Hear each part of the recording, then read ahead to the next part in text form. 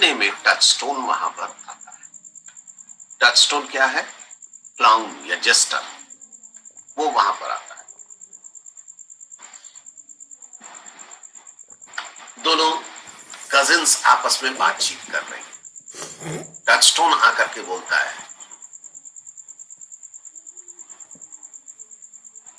7-8 line नीचे देखिए। Touchstone बोलता है, mistress you must come away to your father. Lines हम छोड़ छोड़ करके पढ़ेंगे, ये याद रखिएगा। उसकी 2 वजह है। एक तो कहानी की कंटिन्यूटी मेंटेन करनी है, दूसरी कि बहुत सारी चीजें जो कॉम्प्लेक्स है या जो जानने की जरूरत नहीं है उसको हम स्किप करते चलेंगे। अगर आप किताब खरीद चुके हैं हिंदी ट्रांसलेशन वाली या पैराफ्रेजिंग वाली, तो आप उससे थोड़ा सा देख लीजिएगा, और अगर नहीं खरीदे हैं तो इतना जितना हम दिए हैं उतना काफी है। टचस्टोन बोलता है, मिस्ट्रेस, दोनों कजिन्स को बोलता है, you must come away to your father. तुम्हारे पिता बुला रहे हैं। Were you made the messenger? क्या तुम मैसेंजर बन करके आए हो? No by my honor. नहीं, मैं कसम खा करके बोलता हूं कि मैं मैसेंजर बन करके नहीं आया हूं, but I was bid to come for you. लेकिन मुझे भेजा गया है तुम्हें बुलाने। इस तरह की बातें वो करता है। इसकी बातों में ह्यूमर है, उसी ह्यूमर में हम लोग नहीं पढ़ते हैं, उस पचड़े में नहीं पढ़ते जैसे इसका ह्यूमर है। अब ये क्लाउन है तो अनर्गल बोलेगा। एक नमूना आप देख लीजिए ताकि फिर आगे हम लोग नहीं पढ़ेंगे। Where learned you that oh fool,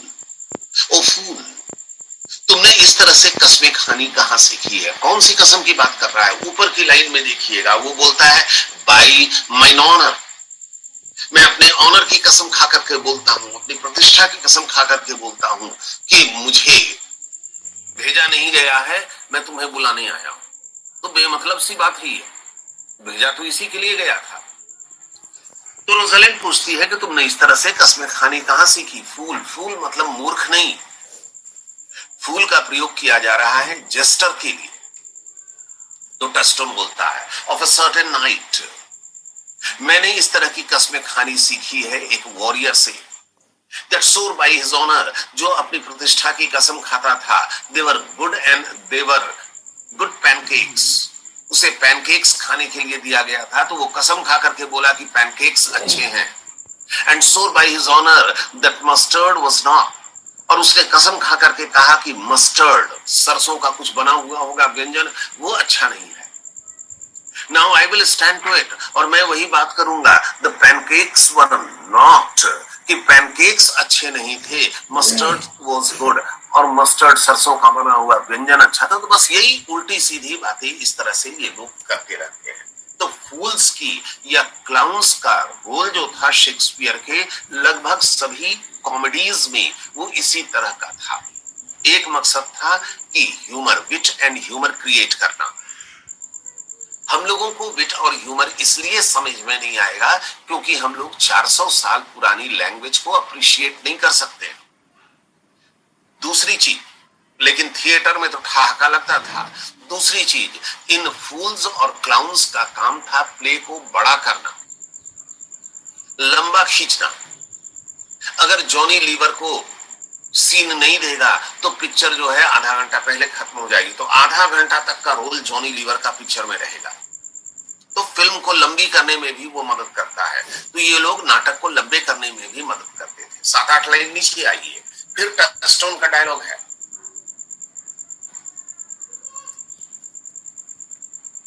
Syria पूछती है उससे कि हमें किसने बुलाया है? तो टचस्टोन बोलता है, one that old Frederick your father loves, तुम्हारे पिता ने तुम्हें बुलाया है।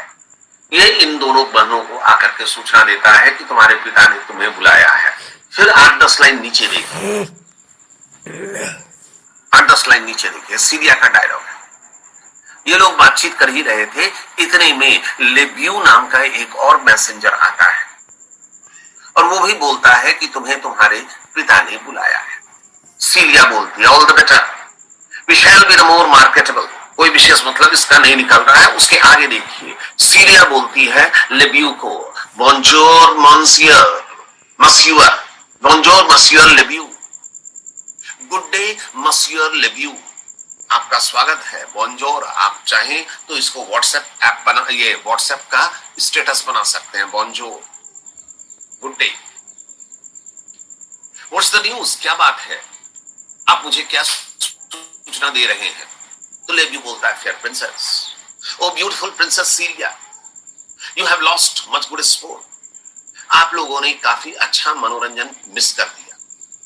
सीरिया पूछती, स्पोर्ट, ओ व्हाट कलर, कैसा स्पोर्ट्स हम लोगों ने मिस कर दिया, what colour ma'am, how shell I answer, मैं कैसे जवाब दूं। और उसके बाद फिर लेब्यू बताता है कि महल में कुश्ती के मैच का आयोजन हुआ था और आप लोगों ने कुश्ती को मिस कर दिया है। 8-10 लाइन फिर नीचे चली।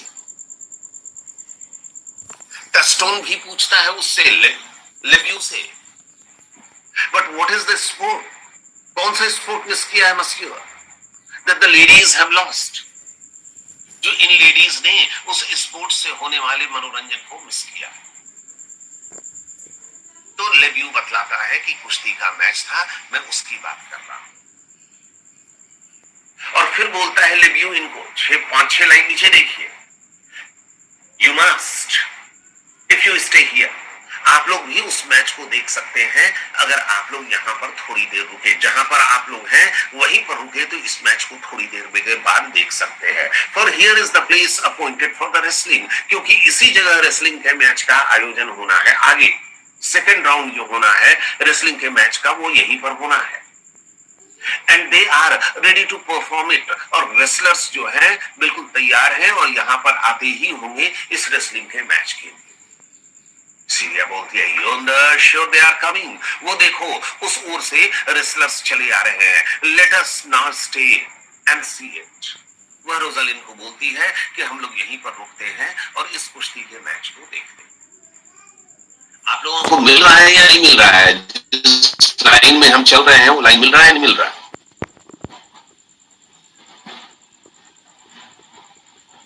कोई जवाब नहीं देता है। मिल रहा है सर, मिल रहा है सर।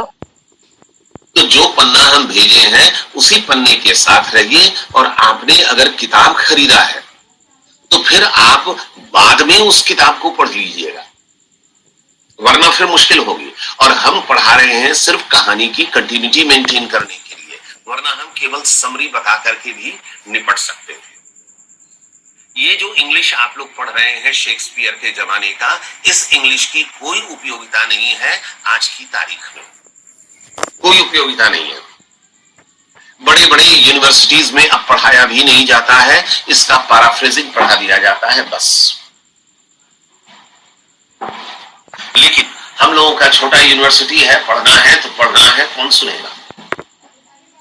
फ्लरिश म्यूजिक होता है, enter Duke Frederick, Duke Frederick आ जाता है, उसके साथ कुछ लॉर्ड्स हैं, ऑरलैंडो है, चार्ल्स है, अटेंडेंट्स है। हम लोग ड्यूक फ्रेडरिक से अभी तक नहीं मिले थे, तो ये आखिरी इंपॉर्टेंट कैरेक्टर जो है हम लोगों के सामने आ जाता है।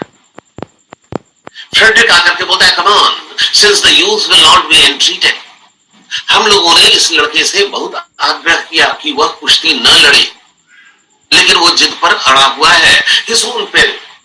अब जोखिम उसको है, वो जाने, अपना काम जाने, ऑन हिज फॉरवर्डनेस, वो अगर जरूरत से ज्यादा साहस दिखला रहा है तो फिर आगे वो समझे हमें क्या।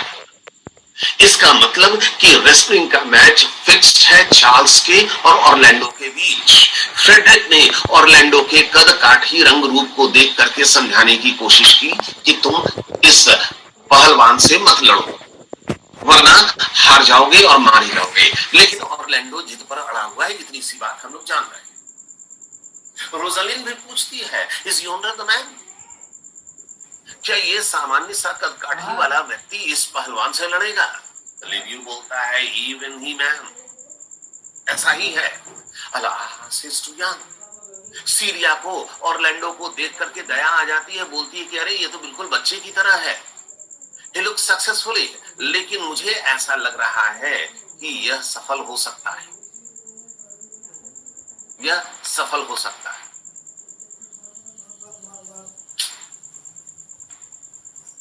यह सफल हो सकता है। सीरिया बोलती है, फ्रेडरिक बोलता है, now daughter and cousin, are you crept hither to see the wrestling?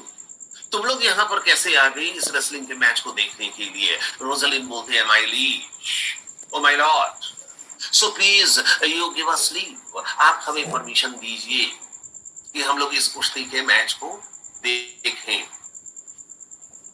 Frederick बोलता है, you will take little delight in it, तुम्हें इस कुश्ती के मैच में मजा नहीं आएगा। There is such odds in the man, ये जो कुश्ती का मैच होने जा रहा है ये बिल्कुल बेमेल मैच है। एक बेहद तगड़ा पहलवान है और एक सामान्य से कद काठी का व्यक्ति जिसका नाम क्या है? Orlando. In pity of the challenger's youth I would fain dissuade him, मुझे दया आ रही है इस चैलेंजर पर, ऑरलैंडो पर, और मेरी इच्छा है कि तुम लोग इसको समझाओ, but he will not B entertained, लेकिन ये मान नहीं रहा। स्पीक टू हिम लेडीज, तुम लोग इससे बातें करो, और ये अगर तुम लोगों की बातें मान जाता है तो कम से कम इसकी जान बच जाएगी। See if you can move him, तुम लोग ट्राई करके देखो कि तुम लोग इसे समझा सकती हो या नहीं। सीरिया बोलती कि ठीक है, लेब्यू इस आदमी को यहाँ पर बुलाओ, हम लोग इससे बातें करें। फ्रेडरिक इन्हें परमिशन दे देता है कि ये लोग ऑरलैंडो को समझाने की कोशिश करें कि वह पहलवानी न करे। ऑरलैंडो आता है, लेब्यू आके उसको सूचना देता है कि तुम्हें राजकुमारियां बुला रही है। ऑरलैंडो बोलता है, I attend them with all respect and duty, मैं उनके पास जाता।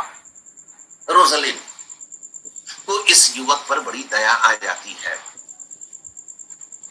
बोलती है, young man, have you challenge Charles the wrestler, क्या तुमने ही चार्ल्स द रेसलर को चैलेंज किया है? ऑरलैंडो बोलता है, नो फेयर प्रिंसेस, नहीं, मैंने चैलेंज नहीं किया है। He is the general challenger, उसने सभी लोगों को चैलेंज किया है कि यहाँ पर कोई भी व्यक्ति है जो मुझसे लड़ सकता है।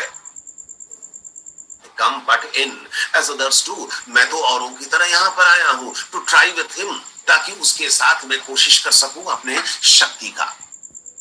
Young gentleman, your spirits are too bold for your ears, for your ears. तुम्हारी उम्र के हिसाब से तुम में जरूरत से ज्यादा साहस है। You have seen cruel proof of this man's strength. तुमने थोड़ी देर पहले तक इस आदमी के स्ट्रेंथ को देखा है। If you saw yourself with your eyes, तुमने खुद ने अपनी आंखों से देखा है, तो क्या देखा है? Exactly, हुआ क्या है? थोड़ी देर पहले यह रेसलर, चार्ल्स द रेसलर, कुश्ती कर रहा था, तो उसने 2, 4, 5, 6 लोगों को मारपीट करके, हाथ पांव तोड़ करके भगाया है। तो इसलिए सीरिया और रोजलिन इसको डिसवेट कर रहे हैं कि यह कुश्ती के मैच के चक्कर में नहीं पड़े। रोजलिन बोलती है इससे, सीरिया बोलती है उससे। सीरिया के डायलॉग की अंतिम लाइन, वी प्रे यू, हम लोग तुमसे प्रार्थना कर रहे हैं, फॉर योर ओन सेक, तुम्हारी खातिर, to embrace your own safety, अपनी सुरक्षा को अपनाओ, and give over this attempt, और अपनी यह इच्छा कि तुम इस रेसलर के साथ लड़ो, इसको त्याग दो। तो रोजालिन भी बोलती है, टू यंग सर, ऐसा ही कीजिए श्रीमान, your reputation shall not therefore be misprized, अगर आप लड़ने से इनकार कर देंगे तो आपके रेपुटेशन को कोई क्षति नहीं पहुंचेगी। We will make it our suit to the duke, हम लोग राजा को बोल देंगे, फ्रेडरिक को बोल देंगे, that the wrestling might not go forward, कि यह कुश्ती के मैच का आगे अब नहीं चलेगा। हम लोग ब्लेम अपने ऊपर ले लेंगे, आपकी प्रतिष्ठा के ऊपर कोई आंच नहीं आएगा। जो लोग देर से आए हैं, पेज नंबर 10 पर जाइए, पेज नंबर 10 पर वहीं चल रहा है। ऑरलैंडो बोलता है, आई beseech you, I pray you, I pray to you, मैं तुम दोनों से प्रार्थना करता हूं लड़कियां, punish me not with your hard thoughts, इस प्रकार से मेरे बारे में बुरा मत सोचिए कि मैं कमजोर हूं और मैं हार जाऊंगा और मुझे कुश्ती नहीं लड़नी चाहिए। Wherein I confess me much guilty to deny so fair and excellent ladies anything, आप लोग दोनों बेहद खूबसूरत और अच्छी लड़कियां हैं, और आप लोग मुझसे मना कर रही हैं कुश्ती लड़ने के लिए, और मैं आपकी बात नहीं मान रहा हूं, इस बात का मुझे दुख है। लेकिन फिर ये दोनों लड़कियों से बोलता है कि आप दोनों मेरे लिए प्रे कीजिए, मेरे लिए शुभकामनाएं दीजिए कि मैं इस कुश्ती में लड़ूं और सफल हूं। ऐसा कोई बहुत महत्वपूर्ण डायलॉग उसमें नहीं है, इसलिए हम आगे उसको कंटिन्यू नहीं कर रहे हैं। रोजालिन बोलती है, रोजालिन इसकी बातों को सुनकर के बड़ा खुश हो गई है। प्रेम किसको होना है ऑरलैंडो के साथ? रोजालिन को। रोजालिन उसकी बातों को सुनकर के बहुत खुश हो गई। रोजालिन बोलती है, my little strength that I have, जो कुछ भी मेरे अंदर शक्ति है, क्या चीज? शुभकामनाओं की। I would it were with you, मैं ईश्वर से कामना करूंगी कि वे शुभकामनाएं तुम्हारे साथ रहे। जूलिया बोलती है, एंड माइंड टू एक आउट हर्स, और मेरी भी शुभकामनाएं तुम्हारे साथ हैं। Fair you well. रोजालिन बोलती है कि ठीक है, अलविदा, जाओ तुम लड़ो। Pray heaven I be deceived in you, ईश्वर करे कि मैं झूठी साबित हो जाऊं। मुझे पूरी उम्मीद है कि तुम हारोगे, लेकिन ईश्वर करे कि मैं झूठी साबित हो जाऊं और तुम जीतो। सीरिया भी लगभग ऐसा ही बोलती है। 2 लाइन छोड़ करके फ्रेडरिक बोलता है, जब ये आ जाता है लड़ने के लिए, तो फ्रेडरिक बोलता है, you shall try but one fall, केवल एक ही बार कुश्ती का मैच का आयोजन होगा और एक ही बार पटकने की अनुमति होगी। एक ही बार पटकने की अनुमति इसलिए क्योंकि चार्ल्स ने अभी थोड़ी देर पहले जो लड़ाई किया था, उसने 5-6 लोगों को हाथ पांव तोड़ करके, कमर तोड़ करके भेजा था। लड़ने के लिए लोग आए थे अकेले, लेकिन 4 आदमी के कंधे पर सवार होकर के गए थे। तो फ्रेडरिक जब बोलता है कि बस एक ही बार पटकने की अनुमति होगी, तो चार्ल्स बोलता है, no I warrant you grace, नहीं महाराज, आपसे अनुरोध है कि कुश्ती को चलने देंगे आप। इस तरह की बातें वो करता है। 4-5 लाइन नीचे, और उसके बाद कुश्ती के मैच का आयोजन शुरू होता है। दे रेसल, दोनों के बीच कुश्ती शुरू हो जाती है।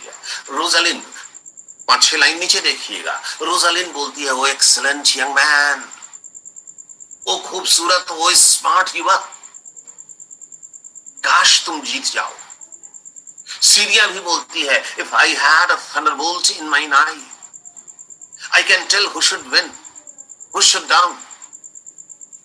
अगर मेरी आंखों में थंडरबोल्ट होता तो मैं प्रिडिक्ट कर देती कि कौन जीतेगा, कौन हारेगा। थंडरबोल्ट का मतलब पढ़ चुके हैं आप?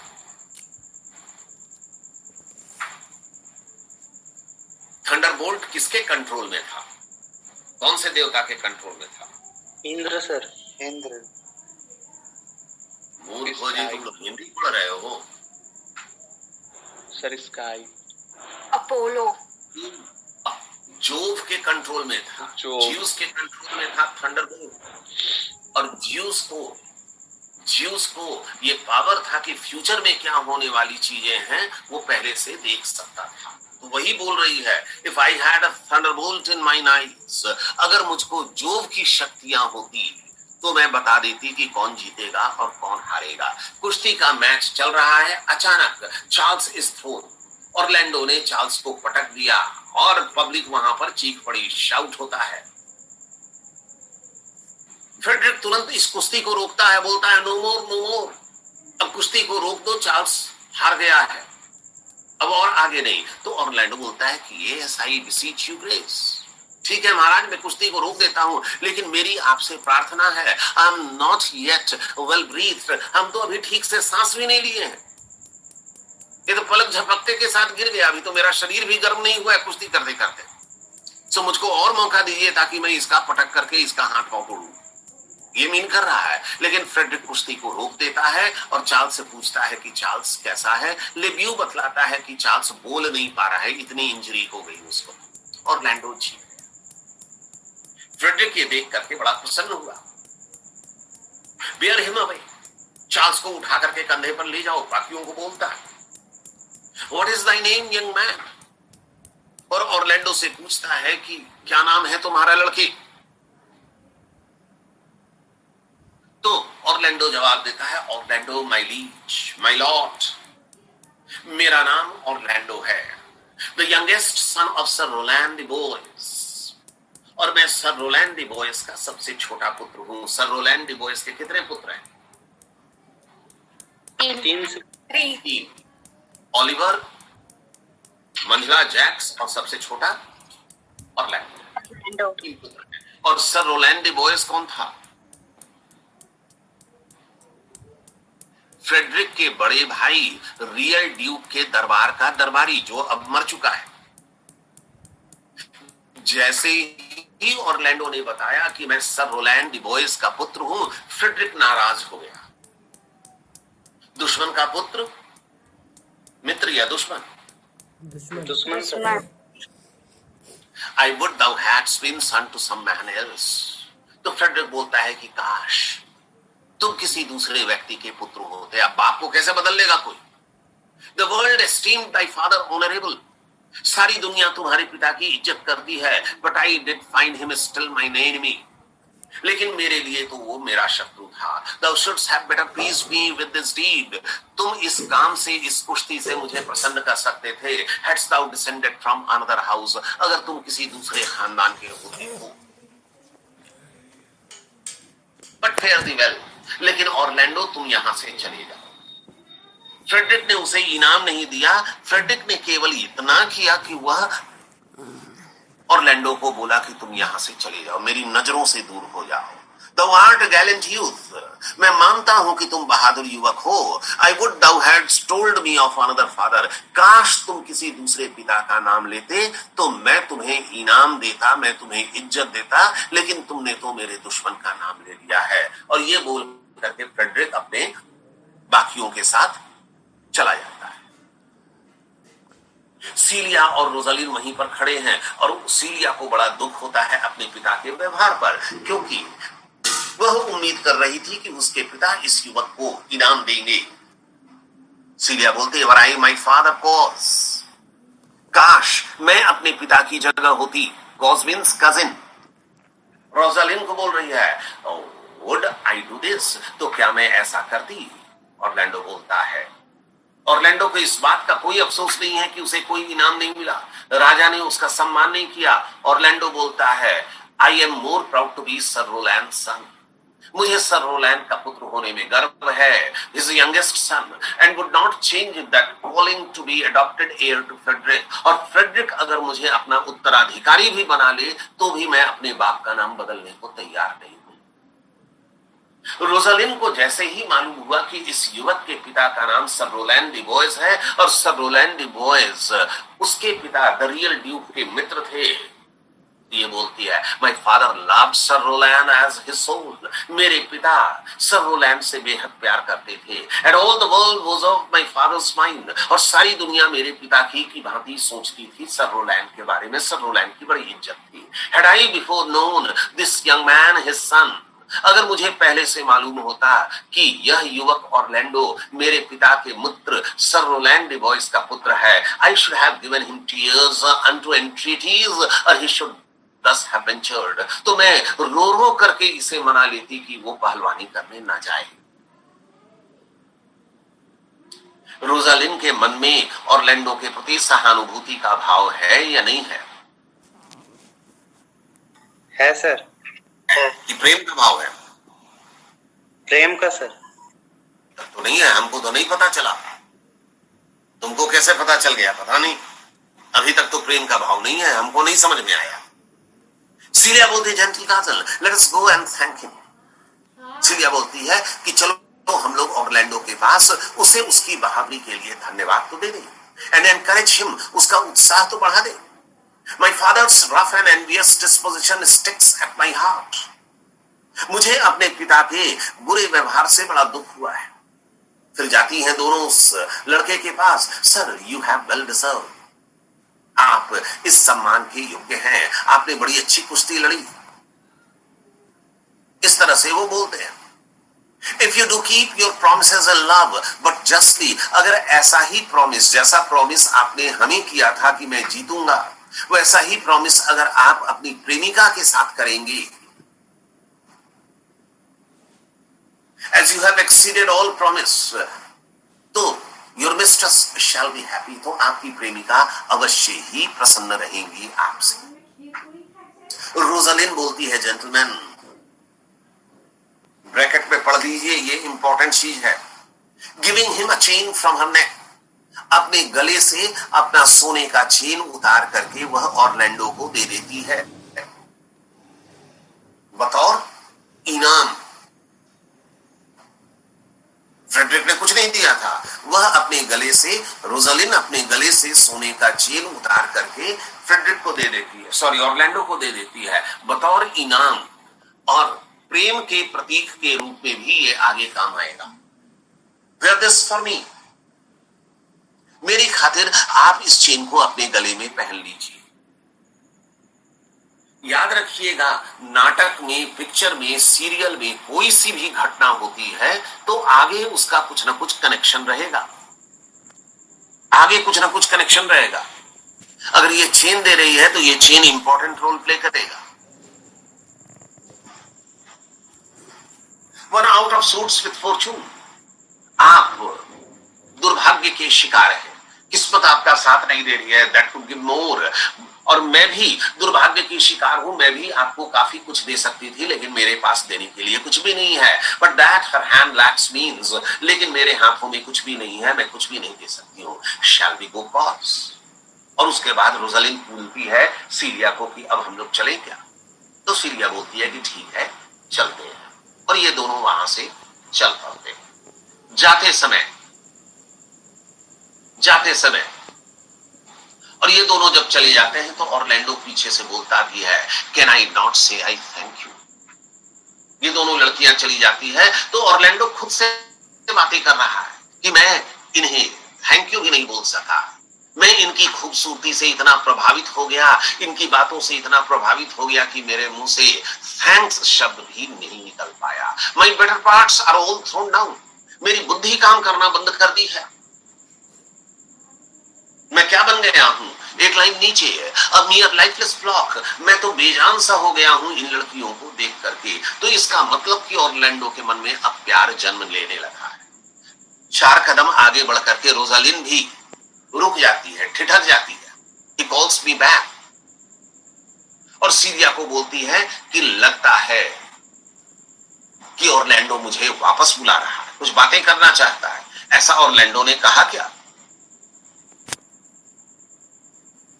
No sir.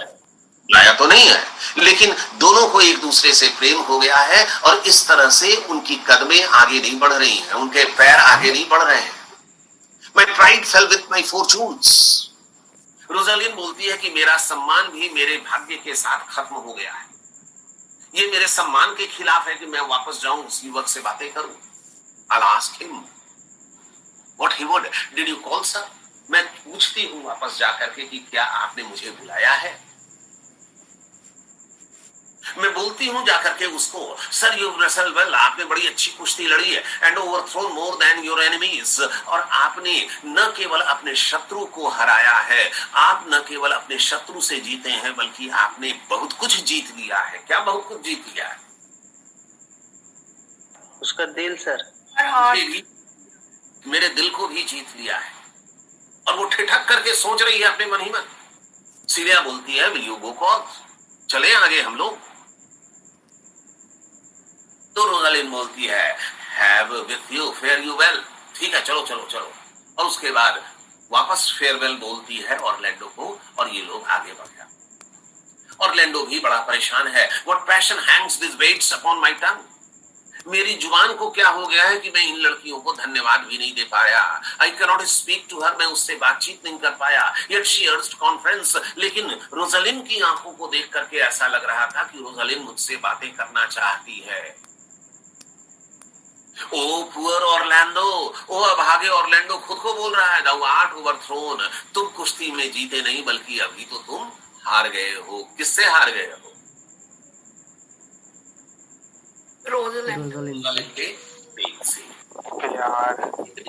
लिब्यू आता है वहां, और लिब्यू बताता है, good sir, I do in friendship council you, मैं मित्रतावश आपको सलाह दे रहा हूं, टू लीव दिस प्लेस, आप इस जगह को छोड़ करके तुरंत चले जाइए। Elevate you have deserved high commendation, मैं जानता हूं कि आप इस बात के योग्य हैं कि आपकी जबरदस्त प्रशंसा की जाए, ट्रू अप्लॉज, तारीफ की जाए, and love, yet such is now the Duke's condition, लेकिन हमारा ड्यूक ऐसा है that he must construes all your done, हमारा ड्यूक आपकी इस बहादुरी के बारे में उल्टा ही सोच रहा है। ऑरलैंडो बोलता है, आई थैंक यू सर, धन्यवाद आपकी सलाह के लिए। I pray you tell me this, आपकी सलाह के लिए बहुत धन्यवाद। लेकिन मुझको एक बात और बतला दीजिए, which of the two was daughter of the duke? इन दोनों में से फ्रेडरिक की पुत्री कौन थी?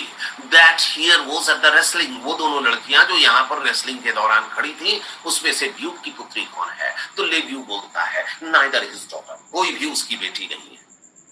क्यों? सीलिया तो थी। ये बोलता है कोई भी बेटी नहीं है। अगर बात के लक्षण के आधार पर आप देखिएगा तो कोई उसकी बेटी नहीं। इफ वी जज by manners, but yet indeed, अगर हम लोग लूर लक्षण के आधार पर देखें तो इन दोनों में से कोई भी फ्रेडरिक की बेटी नहीं है। लेकिन फिर भी बायोलॉजिकल डॉटर जो थी उसकी स्मॉलर, जो कद में छोटी थी, याद रखिएगा, सीलिया कद में छोटी थी और रोजालिन कद में बड़ी थी। The other is daughter to the banished duke, और जो कद में थोड़ी सी लंबी लड़की थी वह निष्कासित राजा की पुत्री थी। And here detained by her usurping uncle, और जो रियल ड्यूक की बेटी थी रोजालिन, उसे फ्रेडरिक ने, जिसने सत्ता हड़प लिया है, उसने उसे यहीं रोक लिया है to keep his daughter's company, ताकि रोजालिन सीलिया का साथ निभा सके। whose loves are dearer than the natural bond of sisters, और इन दोनों के बीच बहनों से भी अधिक प्रेम है। But I can tell you that of late this duke has taken displeasure against this gentle niece. लेकिन मैं तुम्हें बताता हूं कि पिछले कुछ दिनों से फ्रेडरिक अपनी भतीजी रोजालिन से नाराज है। Grounded upon no other argument but that people praise her, और उसके नाराजगी की वजह केवल यही है कि देश की जनता रोजालिन की प्रशंसा करती है उसके गुणों की खातिर। इसलिए उसका चाचा फ्रेडरिक उससे नाराज चल रहा है। इस तरह से वो ऑरलैंडो को समझाता है कि आप यहां से चले जाइए। तो अब ऑरलैंडो के सामने दोनों लड़कियों का कैरेक्टर भी इंट्रोड्यूस हो गया है। ऑरलैंडो वहां से चला आता है। इधर महल के अंदर सीलिया और रोजालिन आपस में बातें कर रहे हैं। अब अगर नया नया प्रेम होगा तो किस बारे में बात किया जाएगा? कृषि कानून के बारे में या नागरिकता कानून के बारे में?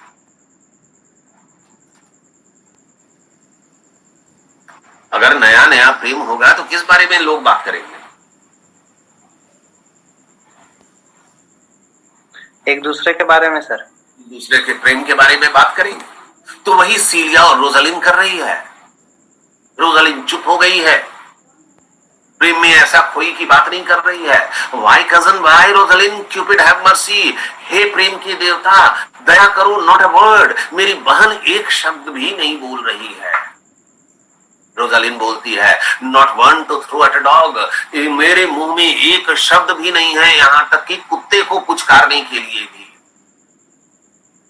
सीलिया बोलती है, no thy words are too precious to be cast away upon the curs, हाँ तुम्हारे शब्द बेहद कीमती हो गए हैं कि तुम कुत्ते के लिए भी कि इधर आओ कुत्ता ये भी नहीं बोल सकती हो। Throw some of them at me, कम से कम मेरे लिए तो एक शब्द बोल दो। कम ले मी विथ रीजन, मुझको कारण तो बतलाओ कि तुम इस तरह से चुप क्यों हो। तो इस तरह से चुप होने का इसका कारण है क्या?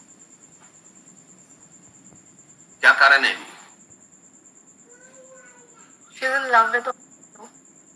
इसको रोजालिन को प्रेम हो गया है और ये प्रेम में खो गई। रोजालिन और सीलिया अब उसी युवक के बारे में बातचीत करते हैं। 7-8 लाइन नीचे, 9 लाइन नीचे देखिएगा, रोजालिन का डायलॉग है, the duke my father loved his father dearly. मेरे पिता real duke sir Rowland de Boys को बेहद मानते थे। तो सीलिया बोलती है, doth it therefore ensure that you should love his sons dearly? तो इसका मतलब क्या कि तुम उसके पुत्र को प्यार करो? अगर मैं किसी को बहुत मानता हूं तो क्या ये मेरी बेटी का फर्ज है कि उसके पुत्र से प्रेम करे? वो बात तो सीलिया ठीक बोल रही है। By this kind of change, I should hate him. और अगर यही नियम है तो फिर मुझे तो ऑरलैंडो से नफरत करना चाहिए, क्योंकि मेरे पिता उसके पिता से नफरत करते थे। लेकिन मुझे तो ऑरलैंडो से कोई नफरत नहीं। इसी तरह की बातें ये दोनों कर रहे हैं। इसी तरह की बातें ये दोनों कर रहे हैं। रोजालिन बोलती है, no faith, hate him not for my sake, मेरी खातिर ऑरलैंडो से नफरत मत कर। और ये दोनों ऑरलैंडो के बारे में बातचीत कर ही रहे थे, इतने में ड्यूक फ्रेडरिक वहां पर आ जाता है अपनी कुछ दरबारियों के साथ। ड्यूक फ्रेडरिक आ जाता है, डिस्कनेक्ट कर रहे हैं, इमीडिएटली कनेक्ट हुई है। ऐसा हुआ है। और हिंदी फिल्मों में उल्टा होता है, हीरो क्या बन जाती है? हीरोइन। कपिल शर्मा शो में जितना पुरुष है क्या बन गया है? सब लड़की बन रही है ना, रेणु, सुनील ग्रोवर और कौन सब। तो ये एक ड्रामा की टेक्निक होती है, ड्रामा की टेक्निक होती है। हिंदी फिल्मों में भी कई जगह देखिएगा हीरोइन पुरुष का वेश बदले हुए हैं। तो ऐसा करती है। ये दोनों तय करते हैं कि हाँ ठीक है, ऐसा ही करें। अब प्रॉब्लम हुआ कि नाम क्या रखेंगे? What shall I call thee when thou art a man? मैं तुम्हें क्या बुलाऊंगी अगर तुम पुरुष बन जाओगी तो रोजालिन बोलती है, I will have no worse a name than Job's own page. मैं जोब की नौकर का नाम रख लूंगी। And therefore, look you call me Ganymede. तुम मुझे गैनीमेड नाम से पुकार। और सीरिया बोलती है, something that hath a reference to my state. No longer Syria, but Aliena. और तुम मुझे एलिना बुलाना, ये मेरी दुर्दशा के अनुरूप नाम होगा। तो रोजालिन क्या बन गई? गैनीमेड। और सीरिया क्या बन गई? एलेना। और इसके बाद ये लोग क्या करेंगे? घर छोड़ करके भाग जाएंगे।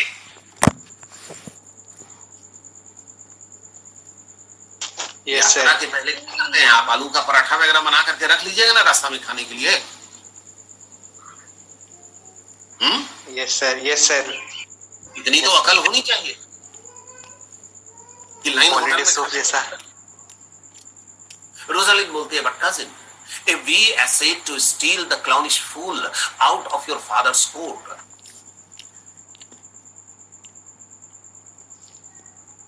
उस फूल को भी ले लें, कौन? वो हमारे लिए यात्रा में मदद करेगा। तो यह एक टेक्निक है। एक तो पुरुष को साथ ले लेना ताकि वो उनकी सुरक्षा में सहायक हो, और दूसरी टेक्निक ये है कि अगर ये लोग टचस्टोन को साथ में ले लेंगे तो टचस्टोन जो है मनोरंजन का काम करेगा, एंटरटेनमेंट। अगर टचस्टोन फ्रेडरिक के दरबार में रह गया तो फिर टचस्टोन के लिए कोई रोल बचेगा नहीं। तो ये लोग टचस्टोन को अपने साथ ले जाना चाहते।